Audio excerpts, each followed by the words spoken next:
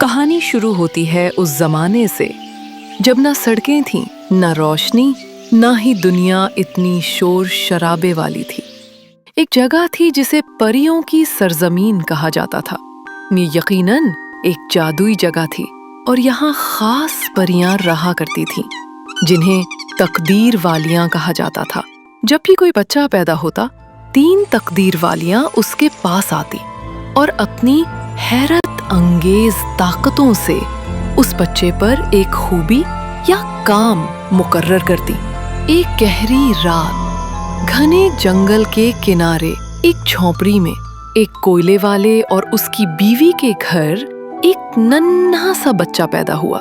بچہ خوبصورت تھا، اتنا خوبصورت کہ جیسے چاند نے خود اپنا نور اس پر ڈال دیا ہو۔ اسی وقت آسمان سے 3 روشنیوں نے زمین کی طرف سفر کیا۔ یہ تھیں 3 تقدیر کی پریاں، نور عقل کی علامت، صبا ہمت کی دیوی، اور لبنی خوابوں کی پر خیال پری۔ انہوں نے بچے کے گرد جادوئی دائرہ بنایا اور اپنے اپنے تحفے دیے۔ تمہیں زندگی میں کئی خطرات آئیں گے، لیکن تم ان سے بچ نکلنے کی عقل رکھتے ہوگے۔ میں تمہیں وہ ہمت دیتی ہوں جو تمہیں ناممکن کام کرنے کے قابل بنائے گی۔ اور میری طرف سے تم ایک عقل مند اور خوبصورت شہزادی سے شادی کرو گے۔ لیکن جیسے ہی لبنی کی بات ختم ہوئی، باہر ایک سایہ حرکت کرنے لگا۔ یہ کوئی اور نہیں بلکہ قریبی ریاست کا بادشاہ تھا جو اپنی نوزائیدہ بیٹی کے لیے طبیب کو بلانے نکلا تھا۔ جب اس نے سنا کہ کوئی عام لڑکا مستقبل میں اس کی بیٹی کا شوہر بنے گا، وہ تلملا اٹھا۔ اسی رات وہ بچے کو چپکے سے چرا لے گیا۔ لیکن جب بادشاہ نے اپنے سپاہی کو حکم دیا کہ اس بچے کو ختم کر دو، سپاہی کا دل پگھل گیا۔ اس نے بچے کو دریا میں ایک مضبوط ٹوکری میں رکھ کر چھوڑ دیا۔ پانی نے فیصلہ کیا کہ وہ اسے وہاں لے جائے گا جہاں اس کا نصیب اسے بلاتا ہے۔ صبح ہوتے ہی ایک بوڑھا مچھیرا اور اس کی بیوی دریا میں جال ڈالنے نکلے، لیکن اس دن مچھلی نہیں، ایک بچہ ان کے جال میں آیا۔ بوڑھی عورت نے اسے باہوں میں بھرا اور کہا، یہ خدا کی امانت ہے، ہم اس کی پرورش کریں گے جیسے یہ ہمارا اپنا ہو۔ انہوں نے بچے کا نام رکھا نیکو۔ نیکو بڑا ہوا، نیک دل، محنتی اور اتنا خوبصورت کہ ہر شخص حیران رہ جاتا۔ نیکو کئی دنوں تک شہر آتا رہا۔ شہزادی نایاب کھڑکی پر اکثر دکھائی دیتی، پہلے صرف ایک نظر، پھر کبھی مسکراہٹ، اور ایک دن شہزادی نے نیچے پھول پھینک کر نیکو کا شکریہ ادا کیا۔ محل کے محافظوں اور خادموں کو یہ نظر آنا شروع ہو گیا۔ شہزادی کے چہرے پر جو چمک تھی وہ نئی تھی۔ ایک دن شہزادی نے اپنی سہیلی سے نیکو کے بارے میں بات کی اور یہی بات بادشاہ کے کانوں تک پہنچی۔ تو وہ معمولی لڑکا میری بیٹی کو متاثر کر رہا ہے۔ اس نے نیکو کو دربار میں بلوایا۔ تم ہو وہ جس نے شہزادی کے دل پر جادو کر دیا۔ تم سمجھتے ہو تم اس کے قابل ہو؟ نیکو نے کچھ نہ کہا، وہ عاجز اور خاموش رہا۔ اگر واقعی تم خاص ہو تو ثابت کرو۔ جاؤ اور میرے لیے دانش مند دادا کے سر سے 3 سنہری بال لاؤ۔ بادشاہ کا مقصد صرف ایک تھا، نیکو کو اتنی دور اور خطرناک مہم پر بھیجنا جہاں سے کوئی واپس نہ آئے۔ نیکو جانتا تھا یہ کوئی عام کام نہیں، لیکن وہ تیار تھا۔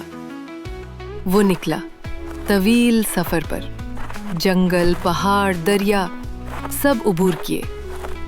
ایک شہر میں اسے لوگوں نے روکا۔ بیٹا، ہمارے درخت سوکھ رہے ہیں، پھل نہیں دیتے۔ اگر تم دانش مند دادا سے ملو تو ان سے وجہ ضرور پوچھنا۔ نیکو نے وعدہ کیا۔ آگے ایک اور شہر میں لوگ پانی کے لیے ترس رہے تھے۔ ہمارا کنواں سوکھ گیا ہے، अगर तुम दादा से मिलो, पूछना हमें पानी कब मिलेगा। एक दरिया पर उसे एक बूढ़ा मल्लाह मिला जो बरसों से लोगों को पार उतार रहा था। क्या दानिशमंद दादा से मिलने जा रहे हो? पूछना मुझे कब निजात मिलेगी।